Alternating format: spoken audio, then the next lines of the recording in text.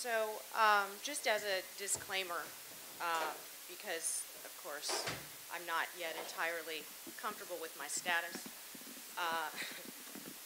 I felt a little out of place doing this because I don't study gender specifically, but as I thought about, and is it close to the mic? Oh, as I thought about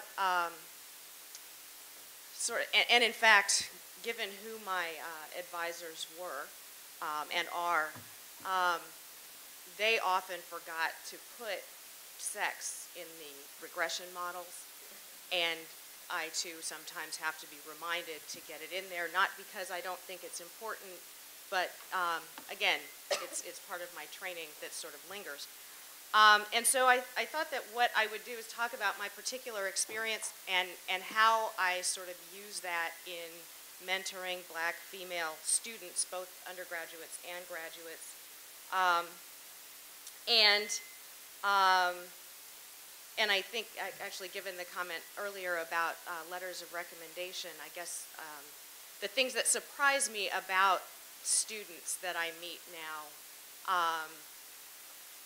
I think deserve discussion here. So I should start by saying that I really feel like a lot of how I ended up where I am is luck. I didn't pick my graduate school because it was the best ranked in what I wanted to do. In fact, I didn't know who any of the faculty were. I just knew that it was in LA and I hated Sacramento, and that was and when I turned in my application, I found that there were 3 black faculty. I knew that was rare, and so it was kind of an added bonus, to be quite honest. But I got to graduate school and had 3 African American advisors who treated me like both, I would say, a kid's sister and a colleague simultaneously. So when I needed my coattails pulled, they pulled them.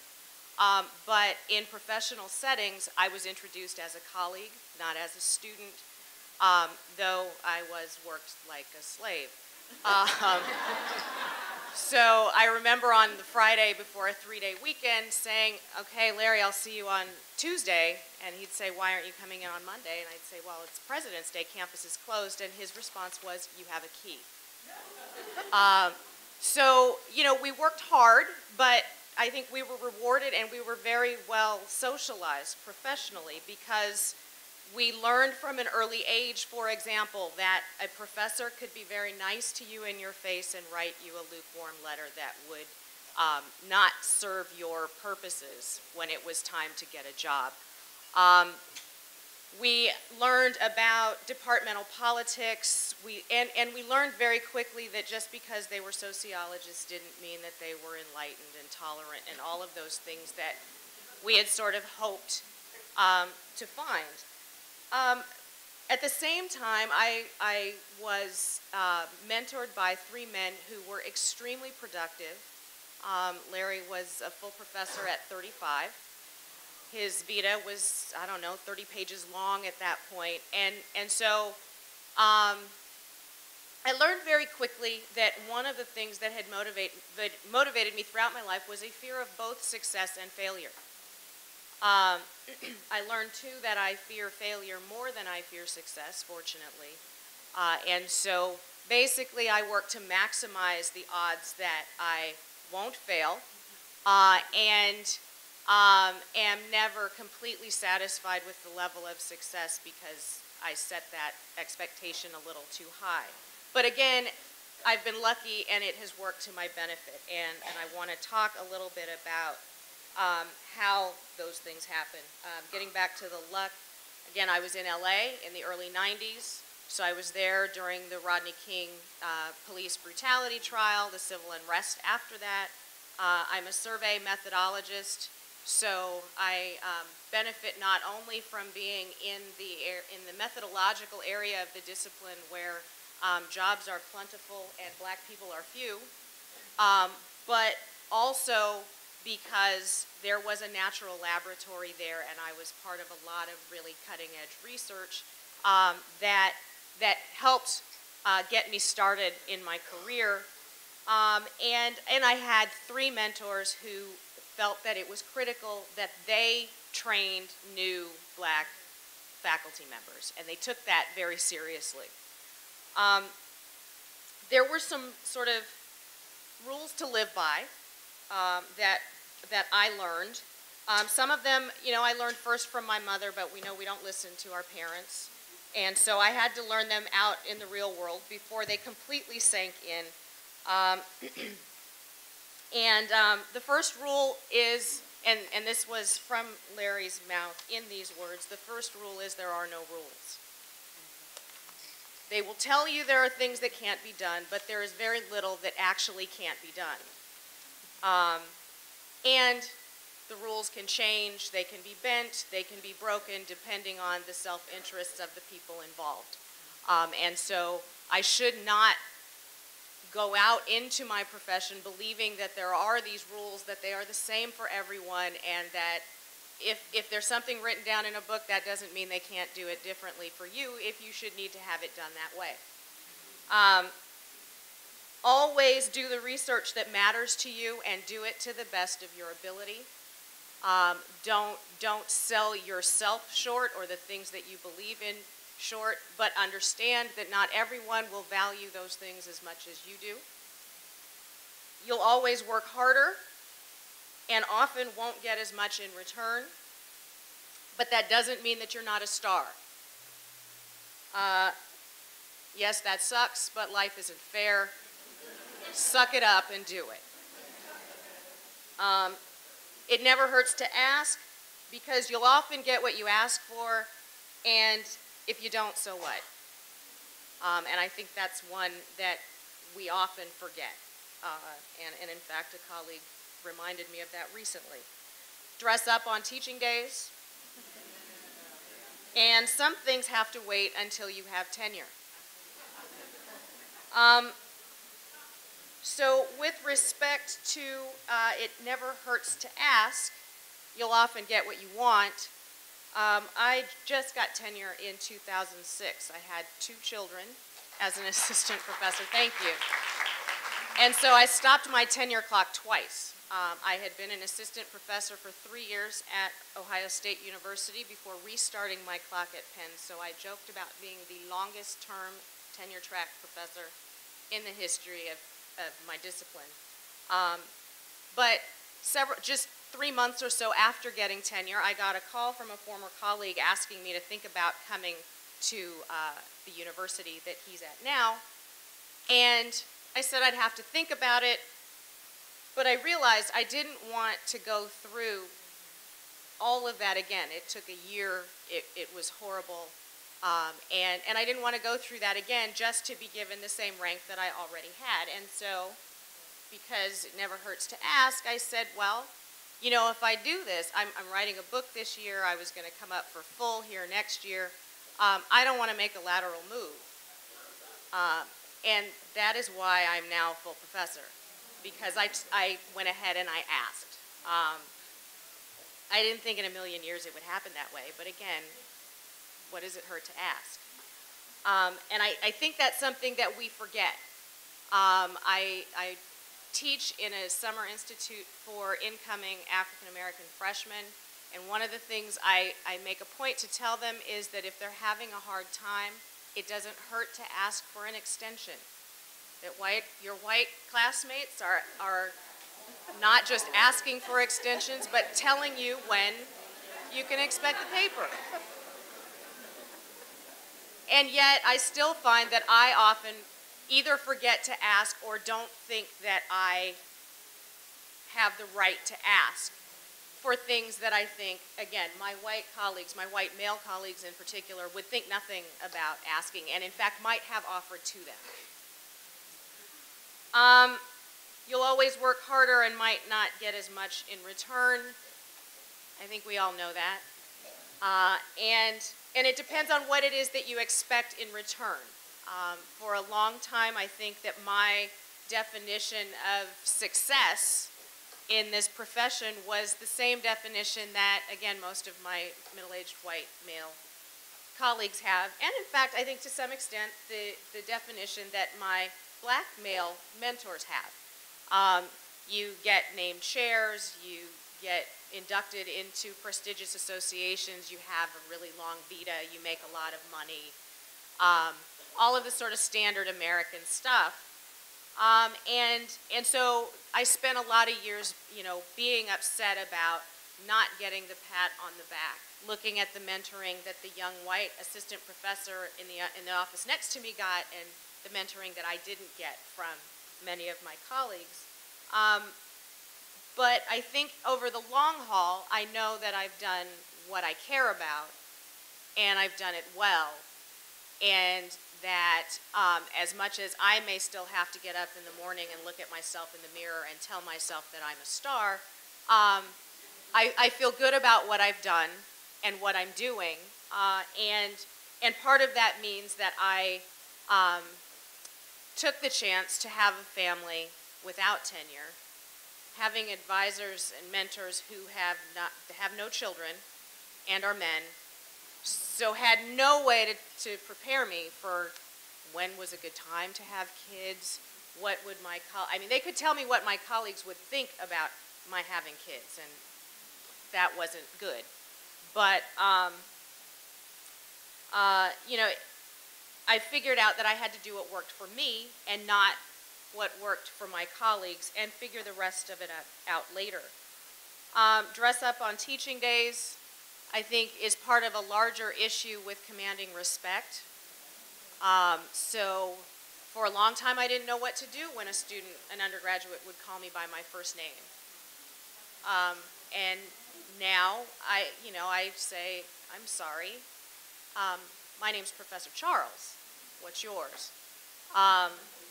I don't get quite as upset when somebody stands in my office doorway and says, excuse me, I'm looking for Professor Charles, and I'm sitting there in the desk. But I do understand, and again, it isn't fair that that Doug Massey can wear khakis or jeans and tennis shoes to teach, but it is what it is, and it makes my life a lot easier if I just do those things. Some things have to wait until after you're tenured. Some research projects have to wait until after you're tenured. But taking a stand on certain issues also sometimes has to wait until after you get tenured, and that can be difficult. But I think it's worth it. And I didn't realize how worth it was until I was a full professor, because then you really can say whatever you want, and you can disagree with whomever you want to, and there are really no consequences. And so instead of saying nothing as an assistant professor, which I also wouldn't encourage, because it's hard sometimes to live with yourself when you feel like you should have said something, I think you choose your battles. And I think that's what I tried to do, was to choose my battles. And when it really mattered to me, and I really thought, if I don't say something, I'm going to regret this for a very long time, then I said something. But I found a quiet, direct, tempered way to say it, and found that more often than not, I was respected for having done that. And then when it was more emotional for me, I would be quiet. I would find a colleague who was an advocate and maybe go through them, but sometimes you have to take a pass and wait and revisit the issue when you have more status in your department and in your field. I think what surprises me about the students that I see is a level of naivete that is unexpected for me. I grew up in the 70s and mostly the 70s in a town in Southern California where my mother and I were the only black people for miles and miles around. I integrated my elementary school, and in a middle school of about 1,200 students, there were probably 10 blacks at any given time in the whole school. So one thing I understand very well, I'm very fluent in white space. I understand it. I have a good radar for, when things are going south, or when someone's not being straight with me, or someone's uncomfortable with me. And so I'm always amazed at how often I have to remind students that not everybody has your best interests, at heart just because they're being nice to you. And just because you're not getting any feedback doesn't mean that everything is okay. And that's true as a faculty member as well.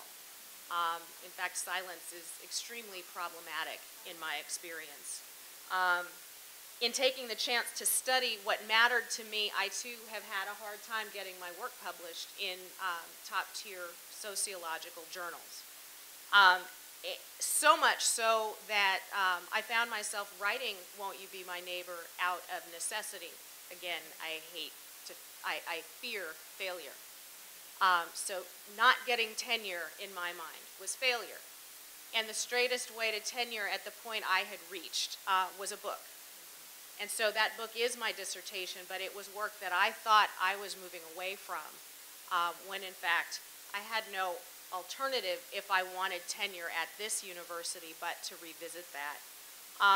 And that wasn't a bad thing, because it's also how I realized I really am an expert in something.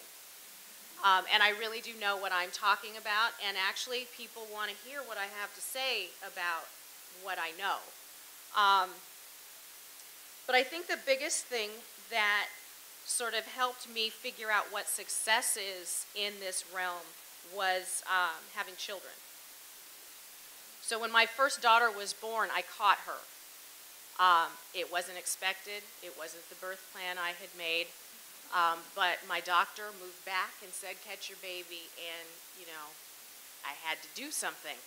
But I realized in that moment that I could do anything. And in fact, that there was a lot that I could do that my white male colleagues just didn't have the stomach for. And that I could, and that if I could do this, because I had my first child before I got tenure. Actually, I had the second one right before tenure as well. But that if I could do this, that other stuff would work itself out. And that has been the model that I've worked at. I realized very quickly there is no balance between work and family. Another thing that my advisors didn't tell me, because they couldn't. They thought somehow there was, but they didn't know how it happened.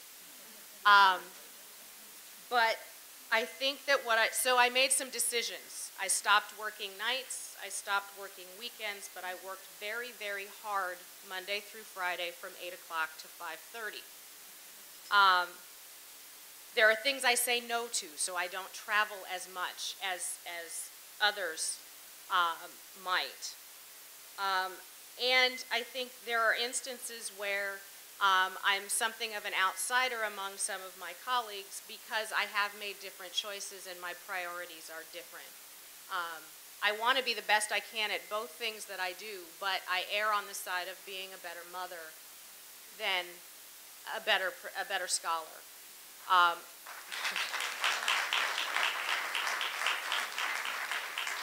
Fortunately, my students still say I'm doing a pretty good job as a scholar, but my response is always, but just think what I could be doing if I wasn't up in the middle of the night and I didn't have those other responsibilities. But the truth is that I probably wouldn't be nearly as good at what I do were it not for my kids and my husband. And so while I still fear both failure and success, my definitions of both are shaped now by my own sense of what's important. And what's important is that I stay true to myself and that I continue to do my best. I won't satisfy everybody all of the time. Certainly, some of my colleagues will think I should spend more time at my job, and my family always thinks that I should spend more time at home. But I'm comfortable with where I am. For me, there is no professional recognition or title that can come close to the unconditional love of my husband and my two beautiful daughters. No professional accomplishment as empowering as catching my firstborn daughter as she entered the world, or surviving a long, difficult labor with an emergency C-section to welcome my secondborn into the world. And after succumbing to the overwhelming desire to make those lives as safe, secure, happy, and healthy as you wish your own childhood had been, there's nothing more rewarding than to watch your children become thoughtful, compassionate, loving, and decent citizens of the world. What makes my day is not finishing a paper or getting a book contract or some fancy award. It's cuddling with my daughters just before they fall asleep, listening to their random thoughts about the day, when they caress my cheek and say, "You're the best mommy in the whole world." Thank you.